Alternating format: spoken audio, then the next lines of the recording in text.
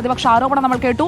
വിലക്കയറ്റം നടുവൊടിക്കുന്നു എന്നുള്ള statistical report നമ്മുടെ മുന്നിലുണ്ട്. പക്ഷേ വിപണിയിൽ ഇടപെടൽ നടക്കുന്നുണ്ടോ എന്ന് ചോദിച്ചു കഴിഞ്ഞാൽ വിലക്കയറ്റത്തിൽ കേരളം നമ്പർ 1 ആയി നിൽക്കുന്നത് വെളിച്ചെണ്ണയുടേതടക്കമുള്ള വില ഉയർന്ന പശ്ചാത്തലത്തിൽ കൂടിയാണ്. അപ്പോൾ ആ വില വർധന പിടിച്ചു നിർത്താനുള്ള കൂടുതൽ ഇടപെടലുകൾ വേണം എന്ന ഒരു പോസിറ്റീവായ അപ്രോച്ചാണ് നമ്മൾ എന്തായാലും എടുക്കുന്നത്.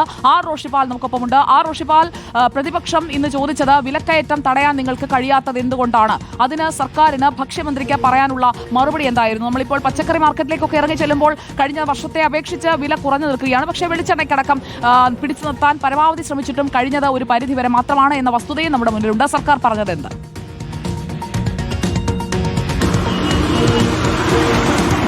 സുജയ, സംസ്ഥാനത്ത് മാർക്കറ്റിൽ നിത്യോപയോഗ സാധനങ്ങൾക്ക് വില വർദ്ധിക്കുന്നതുമായി ബന്ധപ്പെട്ട സർക്കാരിന്റെ നിലപാട് വ്യത്യസ്തമാണ്. കൃത്യമായി സർക്കാർ വിപണിയിൽ ഇടപെടുന്നുണ്ട്. പ്രത്യേകിച്ച് സപ്ലൈകോ അല്ലെങ്കിൽ ത്രിവേണി മാർക്കറ്റ് വഴിയൊക്കെ കൃത്യമായി ഇടപെടൽ നടത്തുന്നു. അവിടെ വലിയ രീതിയിൽ വില കുറച്ച് സാധനങ്ങൾ വിതരണം ചെയ്യുന്നുണ്ട്. ഈ ഓണത്തിന് തന്നെ കേന്ദ്ര സർക്കാർ അരി കൃത്യമായി നൽകിയില്ല.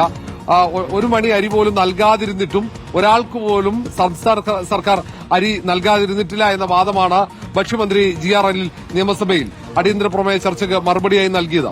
കൃത്യമായി അരി വിതരണം നടത്തി കൃത്യമായി അരിയുടെ ലഭ്യത ഉറപ്പുവരുത്തുന്നുണ്ട്. അങ്ങനെ മാർക്കറ്റിൽ കൃത്യമായി വില കുറച്ച് സപ്ലൈകോ വഴി സാധനങ്ങളുടെ ലഭ്യത ഉറപ്പുവരുത്താൻ സംസ്ഥാന സർക്കാരിന് കഴിഞ്ഞു. വിലക്കയറ്റം ഒരു ആഗോള പ്രതിഭാസമാണെന്ന രീതിയിലാണ് ഭരണകക്ഷി അംഗങ്ങൾ സഭയിൽ ഈ അടിയന്തര പ്രമേയ ചർച്ചയിൽ പറഞ്ഞത്. പലയിടങ്ങളിൽ സ്വർണ്ണത്തിന് വില കയറുന്നു, പെട്രോളിയം ഉൽപ്പന്നങ്ങൾക്ക് വില കൂടുന്ന അടക്കം ഉദാഹരണമായി ചൂണ്ടിക്കാണിച്ചുകൊണ്ട് നേരെ മറിച്ച് നിത്യോപയോഗ സാധനങ്ങളുടെ വിലക്കയറ്റം സംബന്ധിച്ച് കൃത്യമായ ഒരു ഉത്തരം നൽകാൻ സർക്കാരിന് കഴിയുന്നില്ല.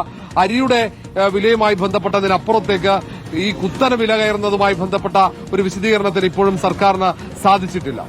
ഓക്കെ റോഷിപാൽ.